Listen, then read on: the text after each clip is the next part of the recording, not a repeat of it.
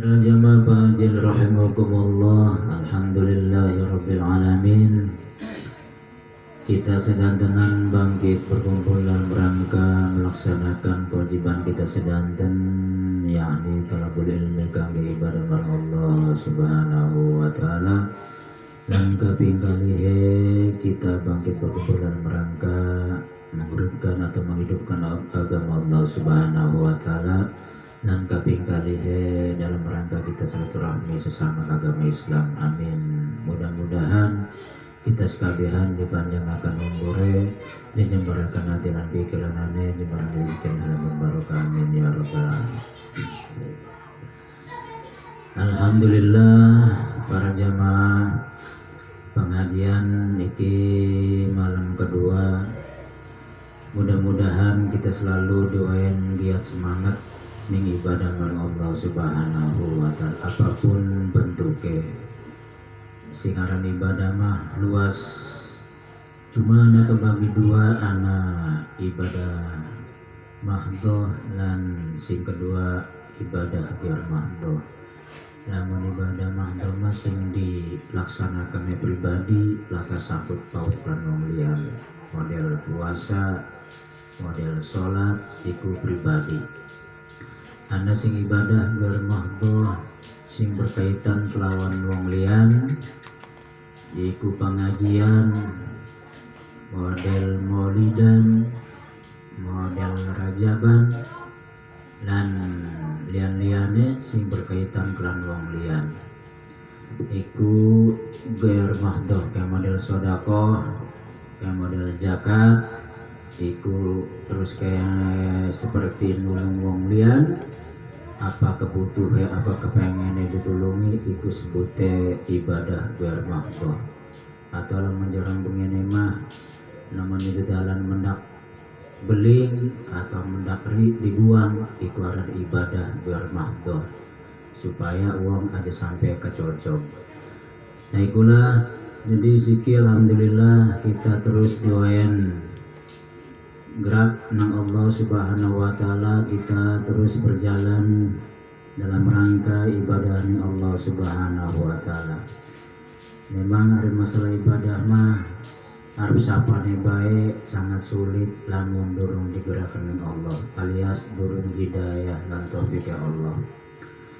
Jadi senajan nempel umahe kelawan majlis-majlis ta'lim, senajan nempel kelawan masjid ningburi masjid lamun durung ana hidayah ni Allah mal bisa mal belum mal bisa gerak ning pengajian iku senajan iku anak, senajan rabi, senajan dulur, senajan beraya mal bisa lamun laka hidayah saking Allah Subhanahu wa taala. Contoh sejarah Kanjeng Nabi, Abu Jahal, Abu Lahab mamang kandung Kanjeng Nabi, tapi orang iman yang Kanjeng Nabi, kafir alias ingkar, tidak mengakui bahwa Kanjeng Nabi Muhammad adalah seorang Rasulullah alias utusan Allah. Nikulah contoh padahal mamang kandung, padahal mamang pribadi, tapi orang nurut ning aturan-aturan Kanjeng Nabi saking Allah Subhanahu wa taala. Orang iman bahkan memusuhi, bahkan Abu Jahal mah rencana ngebunuh ning ponakan kandung dewek alias ning Kanjeng Nabi Muhammad sallallahu alaihi wasallam. Ikulah mahale hidayah dan taufik. Jadi orang pandang iku sapa wonge baik iku anak maupun rabi maupun dulur maupun wong tua maupun mertua maupun saudara walaupun tetangga, patok untuk bisa ibadah barometer hanya hidayah Allah Subhanahu wa taala. Sehingga lamun ahli sufi alias ahli tasawuf mah anak pribasa aja ngemusuhin ning wong sing tukang maksiat, aja sengit ning wong tukang maksiat. Toh mereka pun maksiat dur mulai hidayah. pribadi nega ahli tasawuf bisa ibadah ulin hidayah sing Allah subhanahu wa ta'ala, sehingga kening kehidupan ahli tasawuf laka sing dimusuhi sapa bae, arep sing ngedukung tah, arep sing ngiti tah, arep ana sing ngebunuh tah, laka sing dianggap musuh ning ahli tasawuf mah. Karena maukah bertolak belakang alias berpegang teguh sing pitulung Allah subhanahu wa ta'ala, sehingga ning kita tasbah, ning kita tasawuf apakah jadi singgono ada bahasa lamun kita ngedeleng ning wong maksiat, tetangga, dulur, sapa baik iku kita ngedoa supaya aja sampai ke dheweke. Kedua, ngadoakan supaya wong sing maksiat iku supaya liren. Iku ahli tasawuf. Ahli sufi alias ahli tasawuf. Amun ahli tasawuf iku ibadahnya berkaitan kelawan hati. Lamun fikih berkaitan ibadah kelawan fisik, anggota badan, tangan, sikil, endas, lan lian-liannya. Lamun tasawuf mengolah masalah hati, kepengen hati, keyakinan hati, baik ning pribadi maupun ning sesama, iku tasawuf. Sehingga tasawuf iku pembersihan hati alias hati supaya ibadah ning Allah subhanahu wa ta'ala. Lamun fikih pembersihan badan alias supaya badan kita supaya menuju ning Allah, alias ibadah sing berkaitan dengan badan, sholat, puasa, haji, zakat, dan ngaji, sedekah, nulung wong iku berkaitan kelawan fisik alias anggota badan. Namun hati maukah lamun anu maksiat ora oleh disenggiti, ora oleh dimusuhi, bahkan didoakan. Iku beda langkah tasawuf lan fikih. Nah jadi roro-rorone memang iku sing dasar Islam alias sing Al-Qur'an lan hadis kanjeng Nabi. Fikih sing Al-Qur'an, tasawuf sing Al-Qur'an. Berarti tasawuf perintah Allah, fikih perintah Allah. Apabila melaksanakan fikih berarti mengikuti aturan Allah.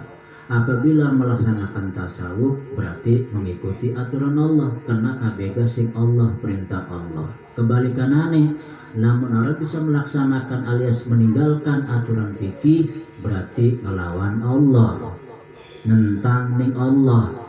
Nah, pada baik apabila orang bisa melaksanakan tasawuf berarti melawan nentang ning Allah. Cuma maukah lamun kita melaksanakan fikih berarti sing maksiat fisik kita, anggota badan kita sing maksiat ning Allah. Namun orang bisa melaksanakan tasawuf, hati kita sing maksiat ning Allah. Nah ikilah dua komponen iki ana ning ndi ning wong-wong sing ahli tasawuf. Setiap ahli tasawuf pasti melaksanakan fikih. Setiap melaksanakan tasawuf lan fikih engkone berhakikat. Nah iku lamun wis berhakikat singkonolah anak kesejukan hati ning pribadine dan bisa menyejukkan sesama manusia khususnya. Sifate engkone sifate rahmatan lil alamin. Iku lamun wis berhakikat. Itulah wong-wong sing ahli-ahli Allah, sing baik sing masih urip maupun sing zaman-zaman bengen, kayak model Wali Songo, kayak model Sultan Banten Maulana Sanudin, dan makam karamat liane model Syekh Cilulu, dan liane ikulah wong-wong sing wis bertasawuf dan berfikih, sing wis berhakikat sehingga bisa menjadi penyejuk ummah. Nah iku jadi senajan orang bertahun-tahun, cukup sebulan berdampingan kelawan ahli Allah mah berubah. Sing mone akeh cilak-cilok ning bentuk wadon sing dadane gede, silit gede, alhamdulillah setelah puasa pekalong nyangking doyan. Nah iku artinya wong ahli Allah bisa melunakkan alias melunturkan kedangkalan hati, bisa mengikis nafsu iku nang sifate, sehingga kudu kita sering bergaul alias mengikuti ahli-ahli Allah sing insyaallah bakal anak keberkahan. Arti keberkahan, maukah timbul keberkahan dikala kita melaksanakan aturan-aturan Allah. Nah, jadi lamun kita bergabung bergaul mengikuti wong ahli-ahli Allah bakal terkikis lawan nafsune. Setiap terkikis nafsune bakal semangat alias nambah ning ibadah ning Allah. Lamun nambah ibadah ning Allah bakal timbul keberkahan. Arti keberkahan bakal timbul keenakan ning kehidupanane, walaupun setitik alias tergantung perubahanane. Lamun perubahanane ku ibadah 1% bakal mendak keberkahan 1%. Lamun perubahanane 10% bakal mendak keberkahan 10%. Lamun 50% bakal mendak keberkahan 50%. Lamun 100% bakal mendak keberkahan 100%. Jadi tergantung kita berubah sejauh mana seberang persen ibadah ning Allah Subhanahu wa taala. Nah, cuma sifat nafsu mal bisa langsung berubah. Walaupun kita berguru ning ahli Allah, berguru ning seorang ahli hakikat, seorang bertasawuf, mal bisa spontan berubah 1 bulan atau 2 bulan atau 1 tahun, mal bisa. Karena sifat nafsu orang bisa sekaligus. Sifat nafsu perlu proses, perlu penggemblengan sehingga lambat pembentukannya. Nah itulah sehingga dari hadis Kanjeng Nabi nuntut ilmu diwajibkan ning Islam minal mahdi ilal lahdi, lamun boten salmongan saking bedongan sampai mati, yaitu nang sifat nafsu orang bisa sekaligus, sehingga butuh waktu yang lama untuk menuntut ilmu, karena proses nafsu tidak bisa spontan. Itulah, jadi mudah-mudahan kita terus berjalan thalabul ilmi alias ibadah bareng Allah Subhanahu wa taala. Mudah-mudahan kita selalu ada perubahan-perubahan untuk mengikis hawa nafsu, karena hawa nafsu adalah sumber malataka